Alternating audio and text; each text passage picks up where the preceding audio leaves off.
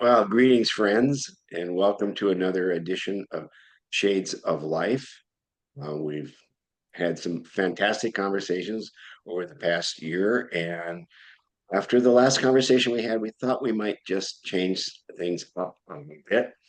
And so the conversation that we're going to be in today, we hope to carry over for another one, two, three more conversations. So we're setting a theme for today in these conversations, and we um, don't expect to necessarily come to conclusions or resolutions. And we may end by opening up where the next conversation goes. And some of you may find it interesting enough. You may want to just tap in to a future conversation. And so, glad to be here with Jody and Janet and Tennison, and away we go. Wow. So last week, Kathy and I watched a video or a webinar that was run by IONS, the Institute of Noetic Sciences, that suggested that we are at what they call jump time, which is as a point in our history where we're about to sort of jump into a new era of connectivity and spirituality and consciousness. And in that introduction to all of that, we were invited to take a step back out of the present and look at history over the long arc of several millennia. And as we did that, or as Kathy and I reflected on it afterwards, the art of hosting question emerged for us about what time is it in the world today? And so that's sort of the invitation into today's conversation. And the next couple of conversations is a discussion about what time is it? And Kathy and I are just going to kind of go back and forth for a minute or two here as we kind of set the stage for this conversation, because we brought in the two loops, we brought in this question of what time it is, and we began to center the conversation around the issues of power.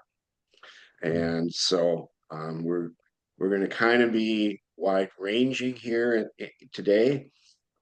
We also want to take some care to sort of stay focused on where we might be going and how all of us can be a part of that, which means we want to avoid going down some sort of potential negative rabbit holes because of answering the question about what time is it today in the world. And so, Kathy, you want to carry on from there, please? Yeah, sure. I think when you say negative, I think that's like for us feels negative, but I just want to say like down rabbit holes that kind of take us away from where we want to be focused. And this webinar that we watched, the full title is Jump Time is Now, Cultural Shifts and Spiritual Intelligence in the Century Ahead. And one of the backdrops along that is that if we take a long view, like if we really step back and look at eons of time, then cultural shifts have actually sped up. And what took 100 years for a cultural shift hundreds of years ago now might take 10 years. And if you look at the data over time, then human well-being has been increasing, particularly since the Second World War. And in the Second World War, it kind of plateaued or dipped a little bit, but then since then it's been on a big trajectory. And the point that was raised in that webinar, which we feel also, is that what's that phrase? If it bleeds, it leads. And that's been true for like a really long time. And so it's really easy to get focused on the chaos. And when Jerry's talking about those rabbit holes, that's kind of what we mean is like a point of chaos, a point of current reality could take us into a conversation which doesn't serve necessarily this larger, longer arc and the longer narrative.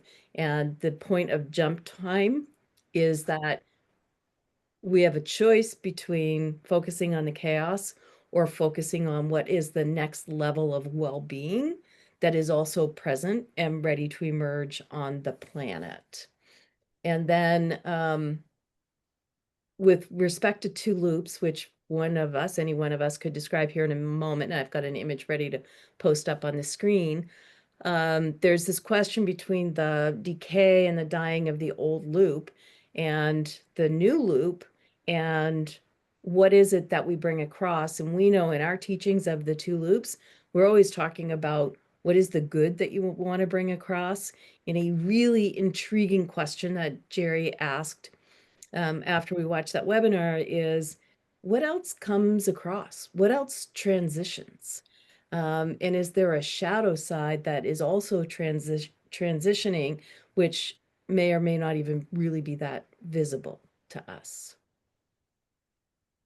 I'll stop there. So part of where we went with the two loops, so two things. A graphic that showed up in the webinar was like a fork in the road. And we have a choice to make about which fork we head down. And we, in our conversation, centered that fork on power. And so one fork is that power is fixed. And so if someone gets power, someone loses power.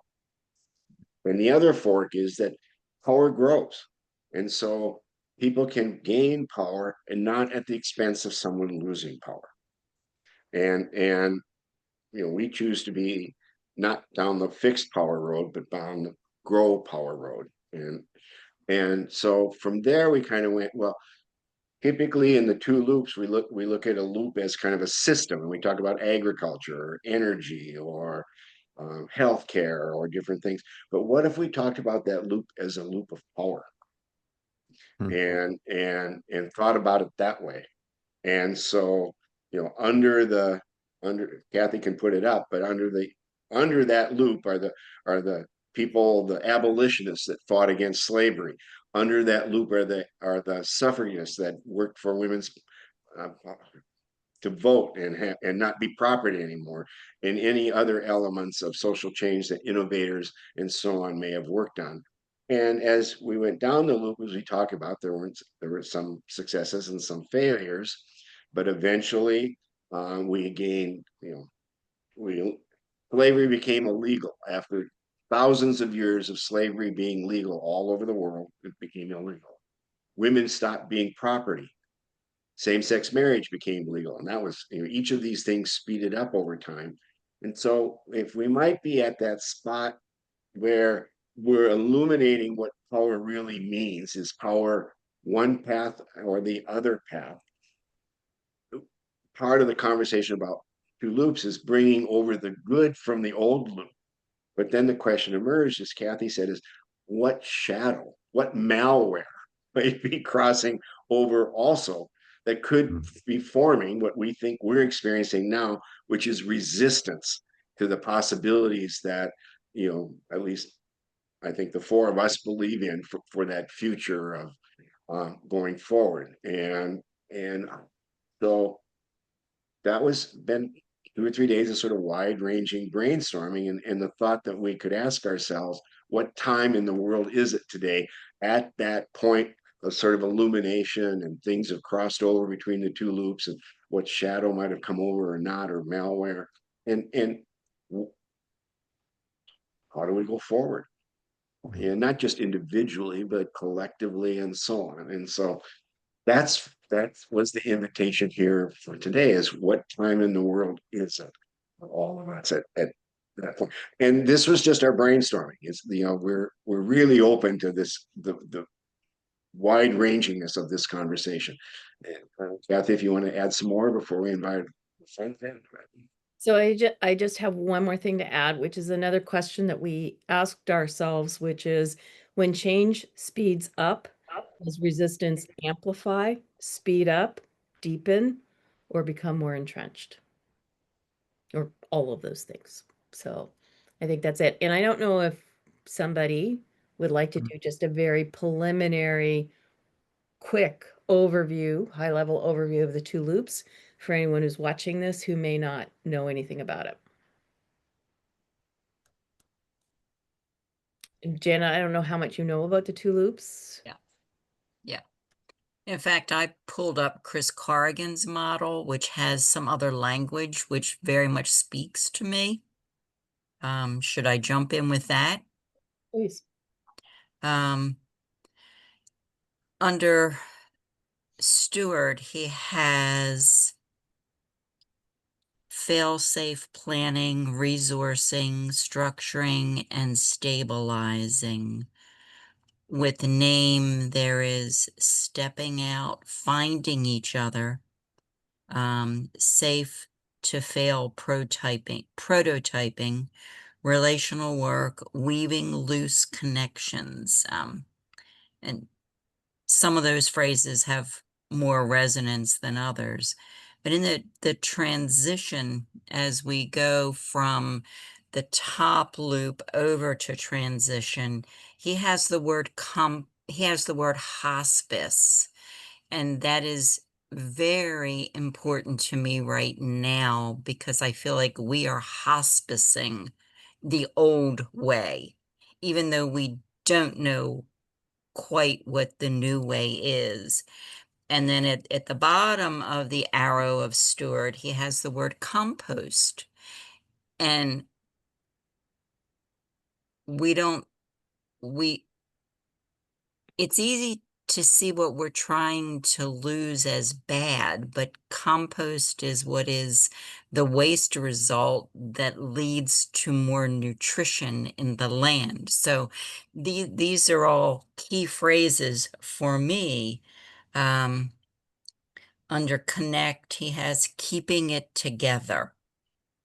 And then in the transition phase, there's hosting the shadow and the fear, conflict, and a graceful use of power. And I love that phrase, a graceful use of power.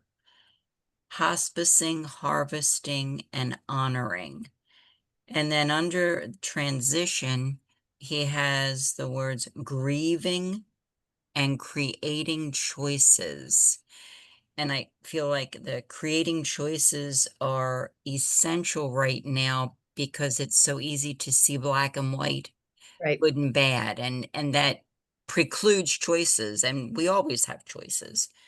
Um, Under illuminate is inviting others, concretizing, and practicing. And I find for me right now, the practicing is essential. And it's not practicing a particular approach or methodology. It's practicing anything that keeps me grounded. And then under nourish, he has the word energizing, and at the very bottom by connect, he has keeping it together. I don't know if I said that, but these are all nuances that help me Mhm. come up with, all right, where am I? Where are we? How can I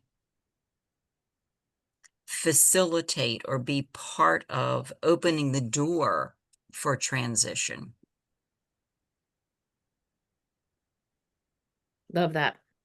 And the only question I would raise around the shadow part when we say hosting shadow is, do we even know all of the shadow that's coming across from the system, which was part of the thing? But I love the places where that caught your attention. I think that's cool.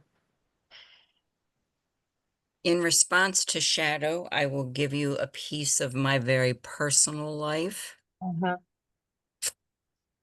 My husband has voted for the man in the White House 3 times.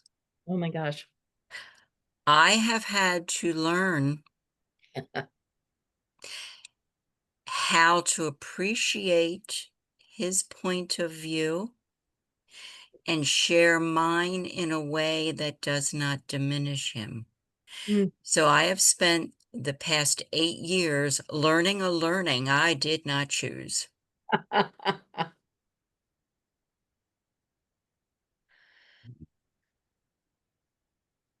That's beautiful, actually. And especially the part about being able to share your own opinion without diminishing someone else. I think that's powerful. I'm only going to keep the diagram up here for a couple more moments. Tennyson, is there anything you want to say about it? Sure, I'll just play in a little bit.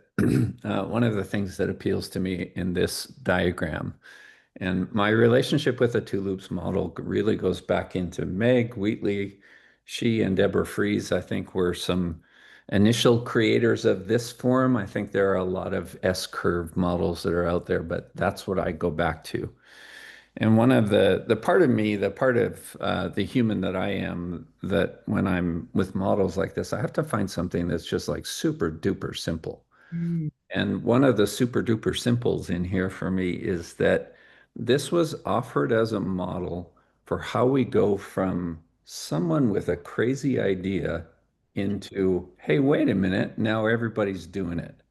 And so that whole bottom curve highlights some of that. You know, crazy idea, meet with some other crazy people, form a network, you can grow into community and practice, and then things happen. That's appealing to me. The other part of this is that in the origins of this particular or some roots of this model, I think, is that in the early 90s, the crazy person that Meg was that she was asking questions. She was trying to equate like living systems to organizations. And there was a basic three-part thing that she said quite often then. One is the belief life organizes itself. Two was the assumption or assertion that organizations are living systems. And then three was the question. If we could learn more about how life organizes itself, then how might that change the way that we organize human endeavor? So when I look at the model, it's like, how do we align with what life already does? There's some of that in it for me. That's as it pertains to the model. And, over the years, like it's actually surprised me. People get really jacked up about this model. And especially when we're sort of doing the pedagogical, interactive ways that we do stand up on the floor, move around stuff, it seems to really land in people. And it's often my observation, I guess, has been it's the like awareness of the letting go. There are some things that die. And I won't follow the rabbit hole, tug on my ears here. I won't follow the rabbit hole of the composting for right now, but things do die. I'm going to shift out of it. When you ask the question, like, what time is it? And the collage part of my brain and heart goes into several things. So no particular order. What time is it? It's a time of change. What time is it? It's a time of letting go. What time is it? It's a time of rapid change. Some of the things that either you, Jerry, or Kathy spoke to, naming some examples of culture change, what used to take 100 years now takes 10 years, or sometimes 10 fucking minutes. Like, like something comes and goes, right? So a time of rapid change. I also think it's a time of high hopes. I think it's a time of some traumatic stress syndrome and the way that trauma plays into us, even around change. I had somebody name it for me the other day. There's the post-traumatic stress syndrome, and then there's the continued traumatic stress syndrome. It's interesting to me to think of how we are playing in the world of some continuedness on that. And what time is it? To me, it's also a time of hints and hunches. I think some of us have a hint about what's coming, or a hint of what's possible, or a hunch of what's possible. And just like is shown in the diagram, uh, those versions of that for me often leave me feeling like, am I just crazy here or what? I've got an undeniable hint, an undeniable hunch, and am I just nutso? I think it's a time for all of that. And Kathy, I'm just really intrigued by I don't know what you call it, like the malware of these shadowy things that just sort of show up in the new. Holy hell. That might be part of the traumatic stress or the continued traumatic stress part too. Those are some initial thoughts. I'm really sort of feeling stirred by the initial playing together here. I'll stop there. Well, and it's interesting, Jerry was the one who named the malware term, because we know what is visibly being transferred over, or we think we do. But it's like when you download a new software or a new program or whatever, and then the malware gets attached to that. And it sort of came up in the whole notion of power, because this idea of someone has to give up power for other people to get power, that zero-sum game. So if I'm a person confronted with giving up power, and I see that as a deficit, then in what ways am I going to try to hold on more strongly to what I currently have? And then how does that filter over into the new system? I think for Jerry and me, the idea of what else is transferring over that we're not aware of is kind of interesting when we think about the resistance that can show up in a system, particularly for people like this idea of it's either zero sum, I have it or I don't, or we can grow it together. That over power over or power with seems to me, supposition here, that people who have power over are not so interested in power with, because maybe they don't understand the concept, or, I don't know. I don't know, but that's a supposition that we're working with. Can I throw in just a real-time current example here? Yeah. So it's what sparks, what stirs is the power over and power with, the way you just described, Kathy, as those who have power over tend to not want power with, except when they do, let's say. Yep. If we use information as, I don't know if it's a synonym, but let's just make it closely connected right now. Information is power. There's an era in which has happened where that's been true. Like, I know shit that you don't know, and I'm going to use it over you, or I'm going to charge my services for you, or any of those kind of things. If you fast forward into present day, things like AI redistribute a whole lot of information at the fingertips of many humans. Things like Wikipedia, I suppose, an earlier version. Things like, hey, Google, that kind of stuff. We have very much redistributed information as power, very accessible to many of us in all of those ways. And what was the thought that went with that? Oh, and in your metaphor, like the fork in the road that Jerry was speaking to, information as power doesn't feel like a zero sum anymore. It used to be. Now it feels like a high tide. All the boats are higher, right? Everybody has more information. Everybody can figure out, everybody, I'm overstating a bit, but everybody can watch a video on how to fix the garbage disposal instead of calling the plumber. Wow. I think that's a real-time application maybe of, yeah, it's the one I'm thinking about. Oh, information is power? Holy shit. Information is largely distributed now. I'll stop there. Where'd Jerry go? Did we lose him? I'm here, but I just discovered that my laptop was unplugged and Oh, you're power trying to was get minimal. power. Look So at you working the I'm power out charging of. it up quickly to get my camera back. There you go. We talked a little bit about that at lunch, Tennyson, Yeah. and I'll offer just a slightly different perspective on it, and because I agree with you completely that our ability to access information and do things has increased exponentially, and that ability allows us to create videos that we never would have created before, or write scripts, or fix the garbage disposal, or whatever. But what's also interesting about that is how the concentration of ownership of those tools is. So what do we basically have? Microsoft, Apple, and Oracle. We basically have right now 3 or 4 AI companies that are working really hard to dominate that technology. And there's only a couple now companies really producing smartphones and watches, on the hardware piece. And so while technology itself has become more, or information has become more ubiquitous and easily accessible, the controllers of the technology, it's quite concentrated.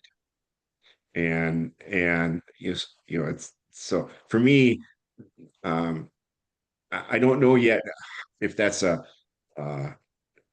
overly serious concern or imaginary concern or just an observation. But we do know that Zuckerberg, Meta, buys every small company up that might be a competitor. Amazon buys every small company up that can be a competitor. Microsoft does. So, and the goal of many small companies is to get just big enough to be bought by one of the bigger ones and have wealth. And so there is there a distribution and concentration of power happening simultaneously here? That's a good question. Mm. Janet. Yeah, you're pretty quiet over there. Makes sense of I'm writing because I'm like, I'm not going to remember all this. I'm always writing. good job. So am I. Thank you.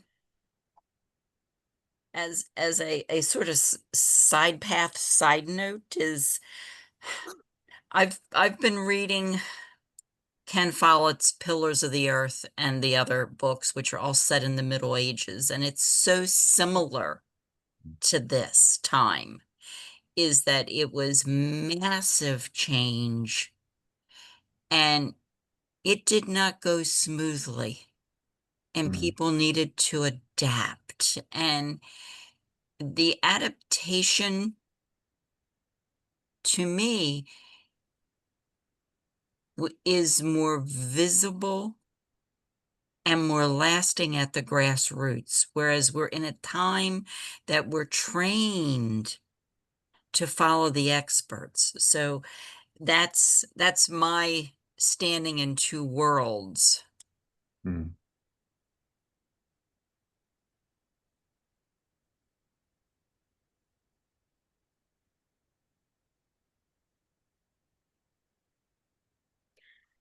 Who wants to pick that one up? I love it.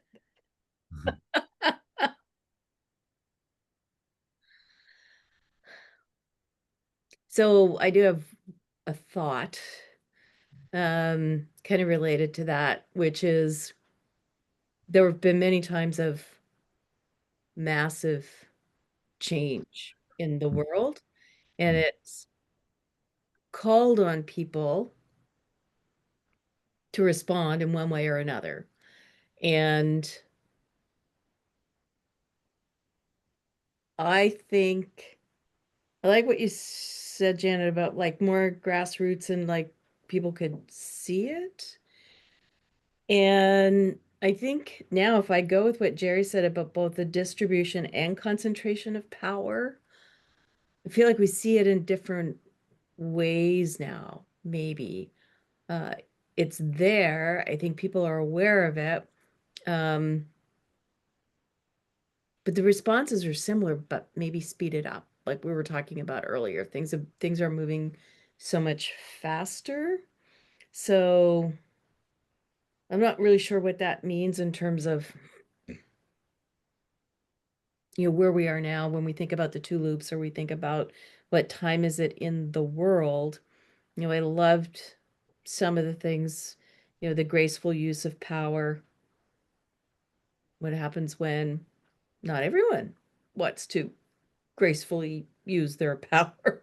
It is part of the chaos and that we see in the world. And I think the invitation around the jump time is these paths are simultaneously existing, and we could travel down either one of them. And I think, in fact, many of us hop from one to the other and back again and back again. And I know in this conversation with four of us, we're always in this place of we have choice. We have to remember what our choice is, and we have to decide what path we want to go down. And I think that's the invitation around jump time is this other path is there, even if it's harder to see sometimes because it doesn't bleed quite as much as the other path. And I don't, I'm like, I think I just went all over the place in that little spiel. And I'm coming back to tie up some of the pieces you just said. Cool. Responses are similar but speeded up. They're Mm, also radically oppositional, the responses. right. And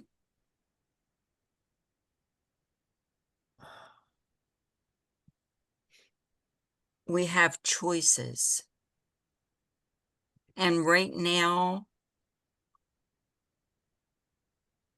it seems to me that we're arguing about who's right about which direction and which choice. Mm. There are those who believe that if you don't want to be consumed, you must fight, you must be strong, you must be armed. And then there are those who say, well, if we stand peaceably with our arms entwined, we are unstoppable. Mm. And they both are partly true. Mm.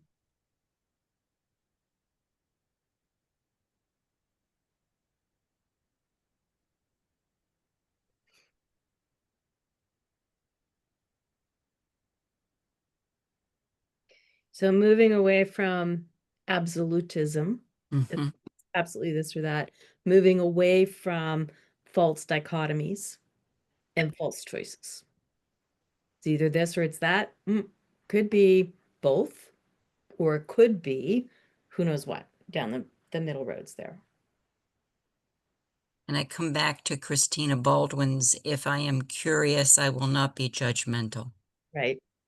And that is the hardest place for me to stand. I think you do it pretty well from the things you share with us.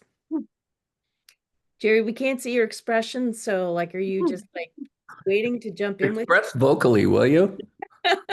There we go. Yeah, so building on the last little bits of what was said, you know, I mean, this notion that history repeats itself. Certainly, I'm one that thinks that that's true. And I think when there are times of change, there is chaos. I mean, you know, and chaos can be good. You know, when we talk about chaos and order, we don't want to frame up chaos as bad. You know? Mhm. But this notion that history is repeating itself more quickly, and so we feel like we're in chaos more regularly, whether it was, you know, thinking it from World War II to now, or you know, Vietnam War or whatever, or 60s. And with the spread of media technology, people can experience that chaos more, or see themselves in it more, because it's all around us in the noise of media. And so sort of cycling a little bit back to where we started, or where Kathy had our conversation, what does that mean for us? You know, we know from behavioral science that we as humans like stability, and we like levels of order, and we like levels of familiarity and certainty. And so when we're not in those spaces, we're in some level of discomfort. And so, you know, what are ways when that we all, either individually or collectively, can begin to I don't want to use the word survive the chaos, but go through it.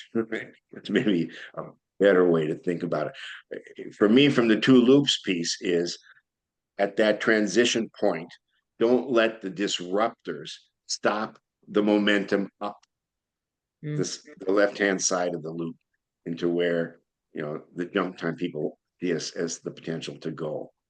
And so, you know, there's our own level of resistance to the resistance. resistance is not futile in this case, you know. But yeah, that's kind of, I feel like there's a more global experience of chaos that might have existed in the Middle Ages or, you know, other places in history where the noise of media wasn't everywhere.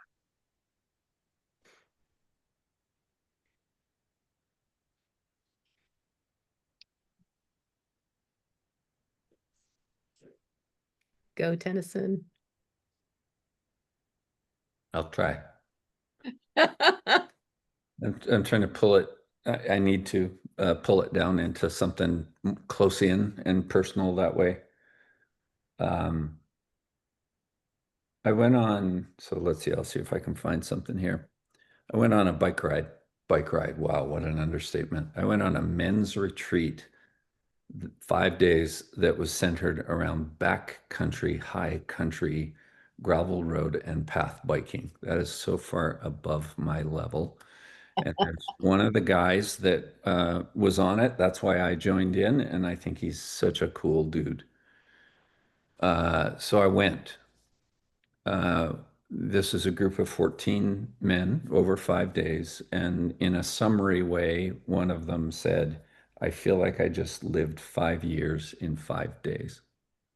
Okay. Powerful. Yep, there we go. You know, lots happening. And that is reference to some of the conversations, some of the reality, the physicality of hard biking and all of that.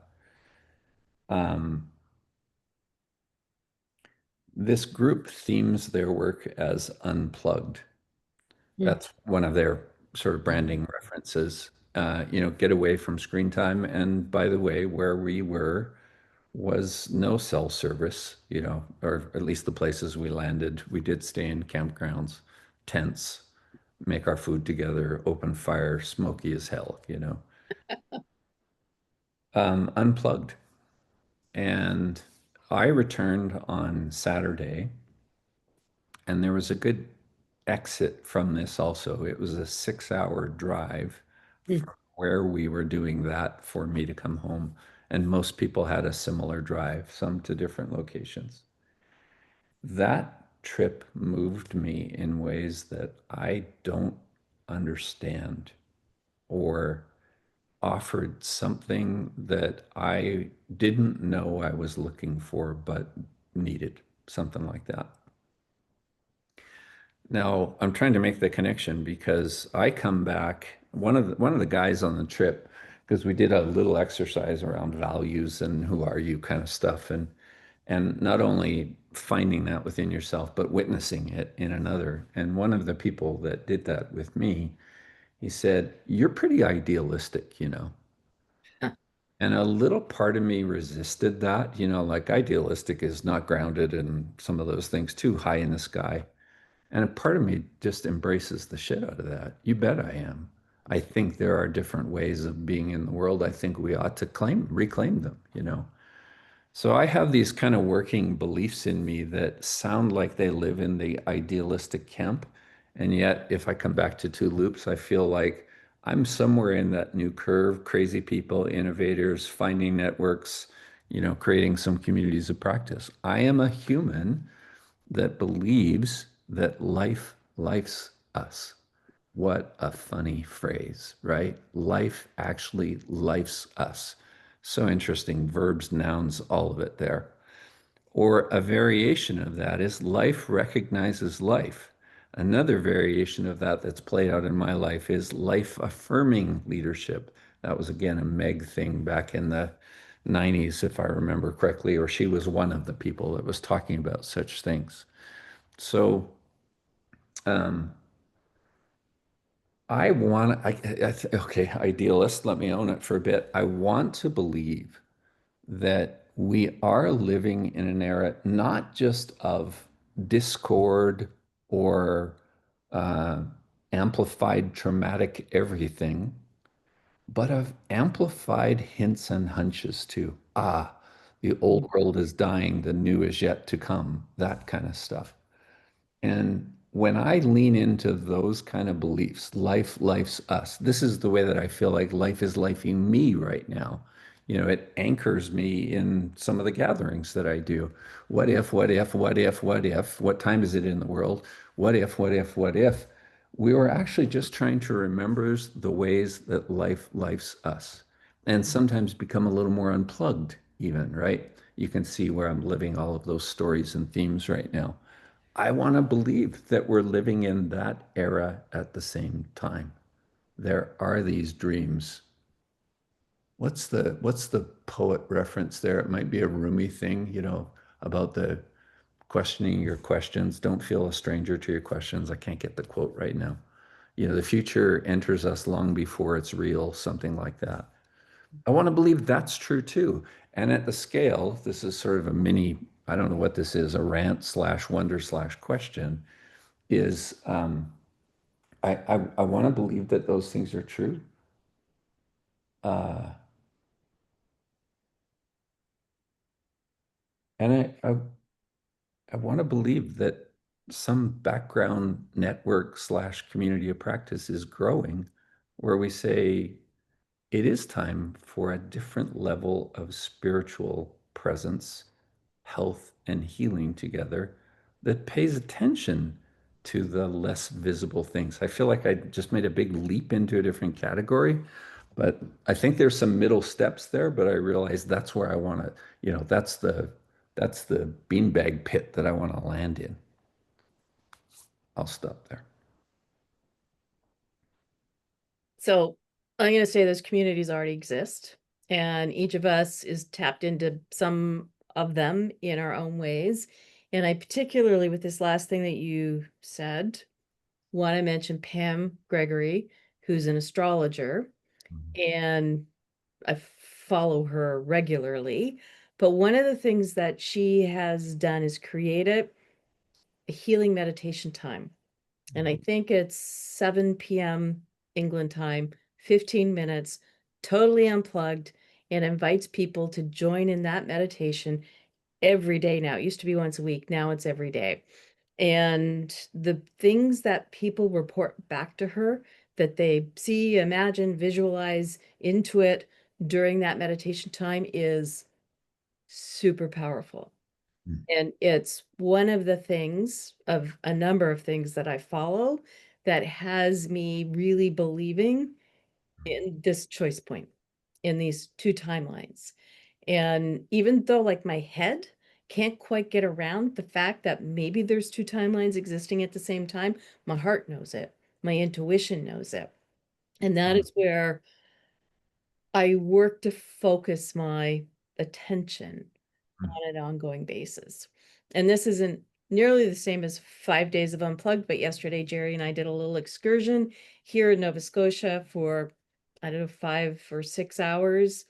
And from the time we left my house till the time we came back, the only thing I pulled there were two things I pulled my phone out for. One was to take pictures of the place that we were at, and the other was to make sure we had a reservation at the place that we wanted to go for lunch. That was it. No email, no social media, no nothing. And I mean, should that even be a boast? It's only like 5 or 6 hours. But normally I'd be checking things at least when we sat down for lunch at the restaurant. Didn't do that because there is nothing there that is going to be so profoundly important. It can't wait a few hours. And if there is something that is profoundly important, it's going to involve my family, and they all know how to get a hold of me.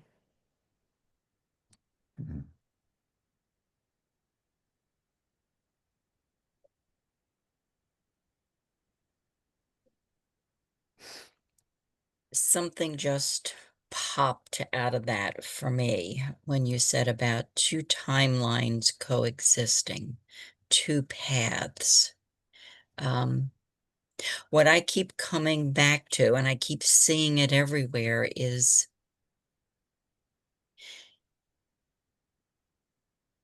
it's this need for binary thinking, the right or wrong, Right. the up or down, the male or female. And I've become annoying to some people in my life because I keep saying, well, that's binary. I don't believe that. And it's not even a belief. It's like in my core. It's part of me. And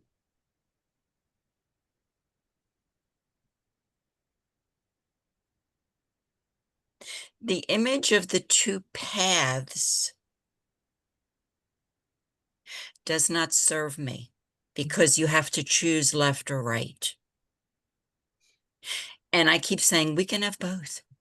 We can have both. We can have both. Or something completely different. Maybe we'll learn how to jump over the fucking trees that are in the way to get to where we're going, which is not either left or right.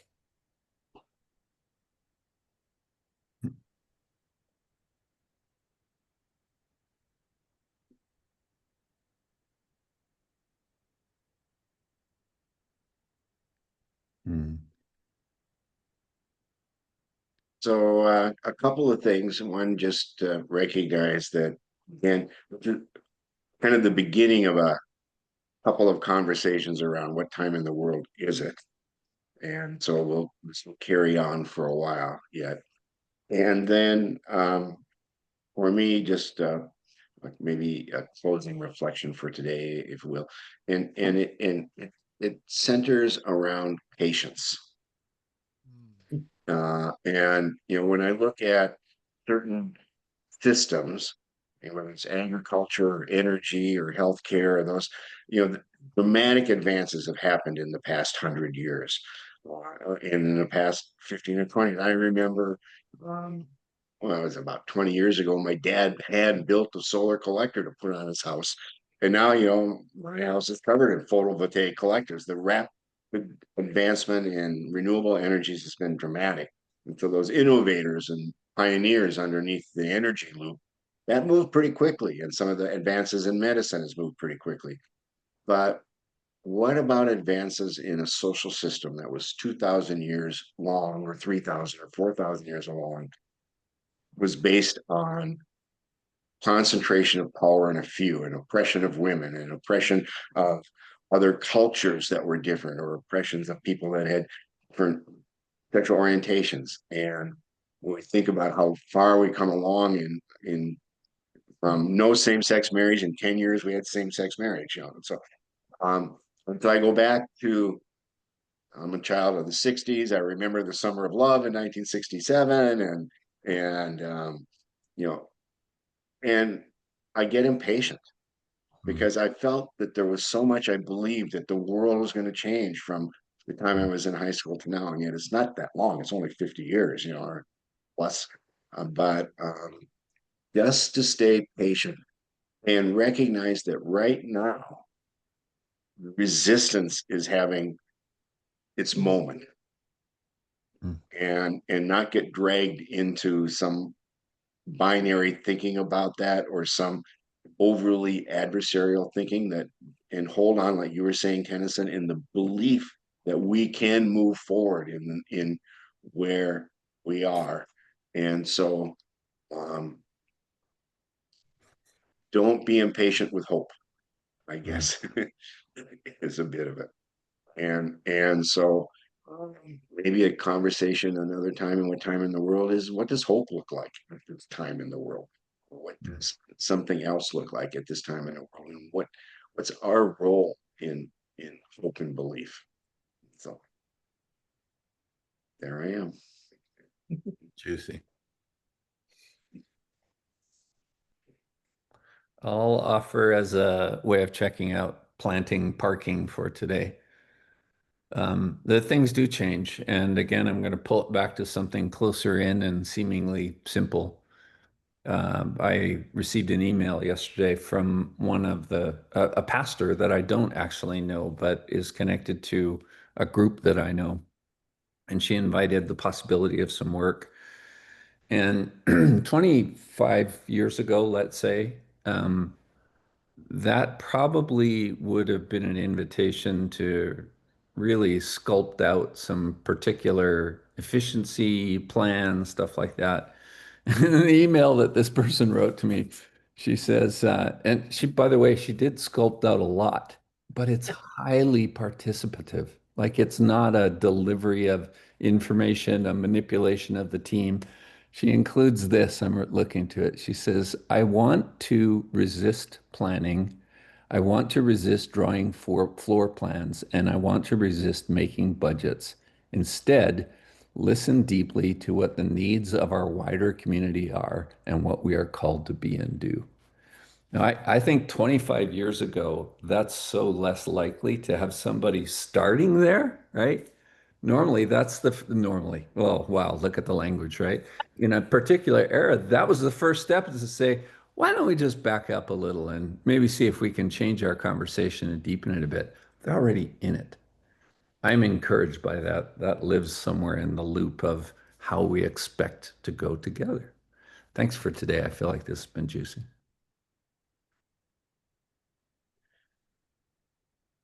Janet, you want to go or you want me to go?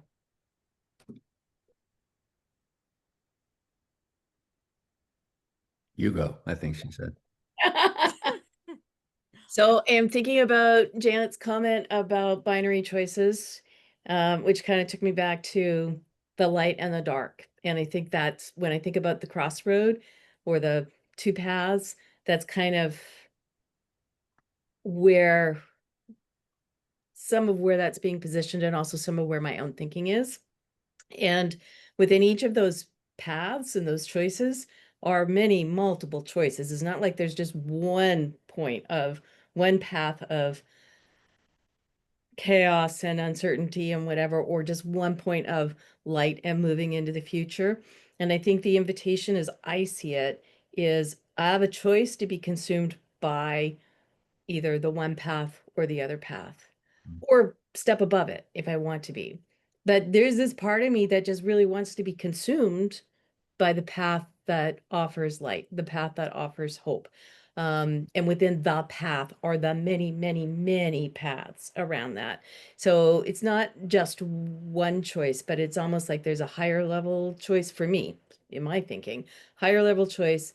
And within that, there are so many different ways to move along that path, including who are the people I follow, who are the groups I join with, what are the conversations that I have, what are the impressions that I want to leave with people, what is it I want and need to do for myself that keeps me anchored more in the light. And personally, that has to do with I need some level of exercise every week. I need some level of meditation every week. And usually that means like almost every day. And I need some level of continuing to reorient my thinking to the things that will serve me well and serve the people I love well.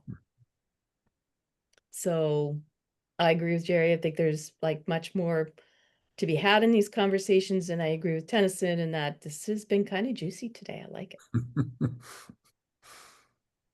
Janet, you're on.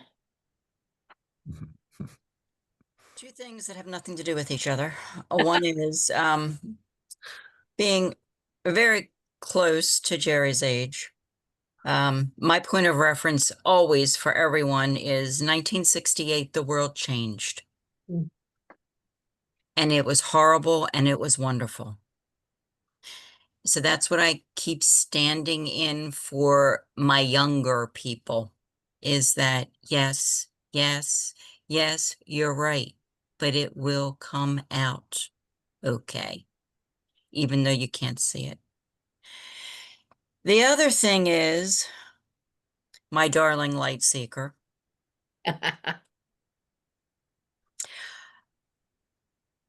I adore the dark. And I mean, literally the dark. I live in a place that there are thousands of fireflies, Mhm. and I see them in the dark. And there was a book, a woman I interviewed years ago. She wrote a series of essays after her husband committed suicide and her life fell apart. And the title of a book was something her granddaughter said to her, "Moonbeams come at dark times." So that's what I see myself as, a moonbeam looker, because they're there.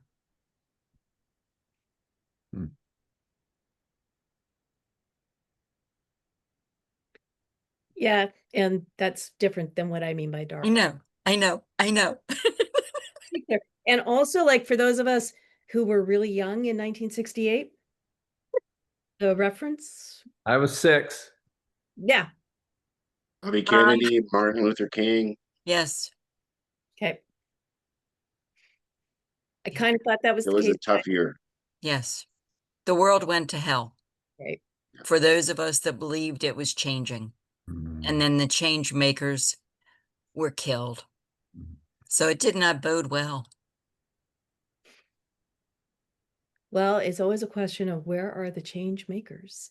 And gosh, we could go on for like, right? We could go on in this conversation for a really long time, which I think does what Jerry suggested, which is like, what is the next conversation that follows on the heels of this one for all of you wonderful people who watch these Shades of Life conversation?